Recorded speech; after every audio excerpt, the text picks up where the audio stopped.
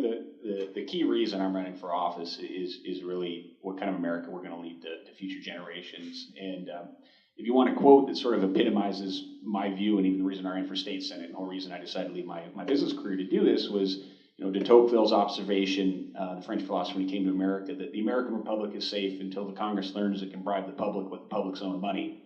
And that's really what's going on at all levels of government. And it needs to stop. $15.7 trillion in debt is a national security issue to America, and it's not fair to our children.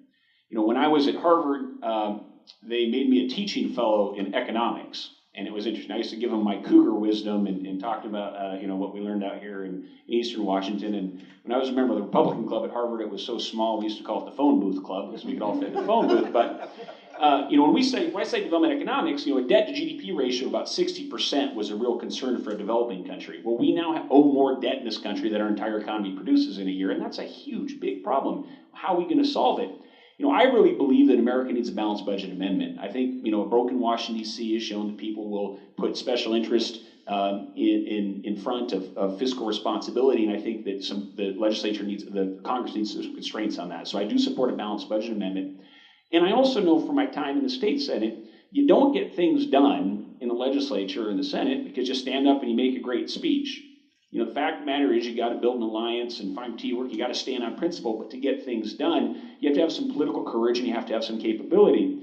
In 2 years in a row in the state Senate, I've taken on the biggest political challenges.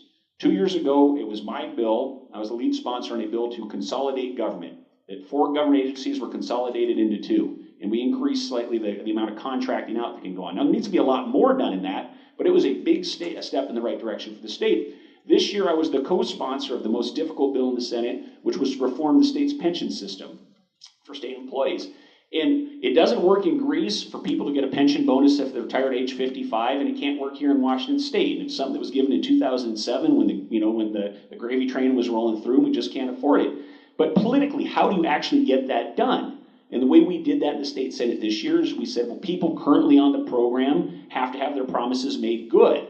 But for new people joining the state workforce, they're not going to get these pension bonus payments if they retire at age 55 after they join the state workforce, starting this month. And that's the same kind of thing we're going to have to do on the entitlement programs if we're going to protect those programs for future generations.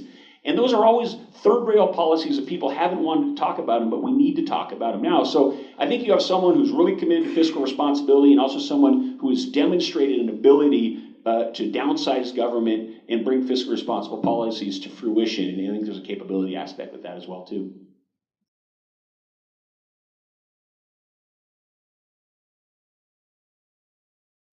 The United Nations should have nothing to do with our property rights here in America, our laws passed here in America, and nor should any other international body. We have a system. We have a constitution to make those laws. We have local authorities, and so it's very important that people are aware of these issues. Now we have, a lot of what we see in the legislature on these issues isn't so much. As a state senator, I've never seen somebody say, "Hey, let's pass the Agenda 21 law." What I've seen is Democrat majorities who like laws that look like those laws come forward. And so the way to really fight about this is to elect people who you think that understand property rights and these local issues, and take the majority and roll back some of these things, or amend some things like the Growth Management Act that have gotten a little out of hand, and some of these other issues. I've seen, personally in my work in Iraq, I've seen the United Nations do some good things. We had issues that we were dealing with in terms of resettling Sunnis and Shias after death squads had come through, and they played an important role there. And some of the things I've done in Iraq, I think there's some peacekeeping things they did there in Liberia and some of those places. But it serves a somewhat important forum for peace negotiation, those sorts of things. But it shouldn't have anything to do with what we do here in America with the laws that we passed, and I think we need to be very, very vigilant of that. And part of that not only is property rights, part of that's our Second Amendment rights and our gun ownership rights, and arms control treaties signed by international powers, have no right or have no place in our local government. The president, and one of the reasons I'm running for Senate, and I think one of the many failings of Maria Cantwell, is the president launched a war on Libya with no authorization from Congress, but getting authorization from the Arab League and the United Nations.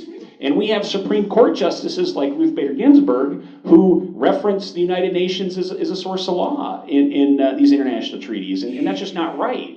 And so, again, Americans should make our own laws, Washingtonians should make our own laws as close as we can get to the local levels as place for laws to be made. Well said, Michael, I agree. We want local control as much as possible. Certainly not United Nations control, and certainly not control from Washington, D.C., but control from here at the state level and mostly the local level for our land and our water use. Property rights are foundational.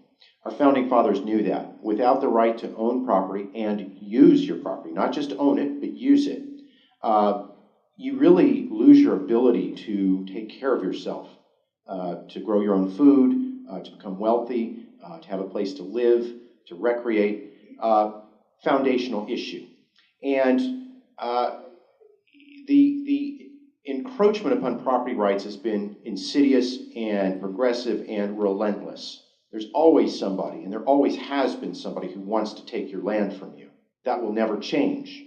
What you need is a federal government, as well as state and local governments, that recognize your unalienable right to property, that the federal government believes it is their duty to protect.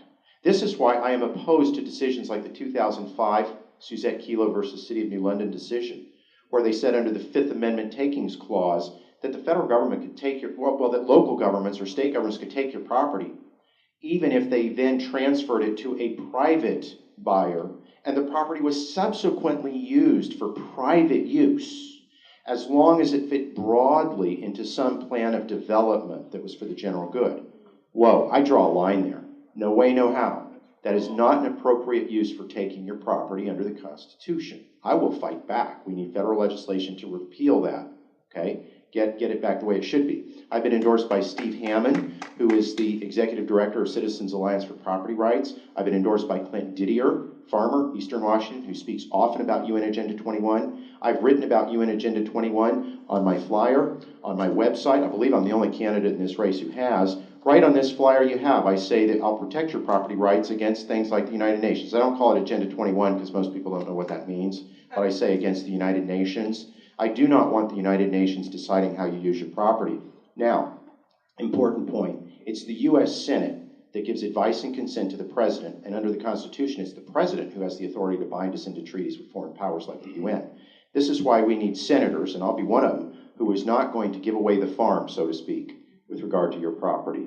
I'm not going to let that happen. I will not give my consent to that. And by the way, I want to do away with the death tax. That's a big problem for people who want to keep their property and their family, especially for farmers. I am totally against that. Permanent repeal.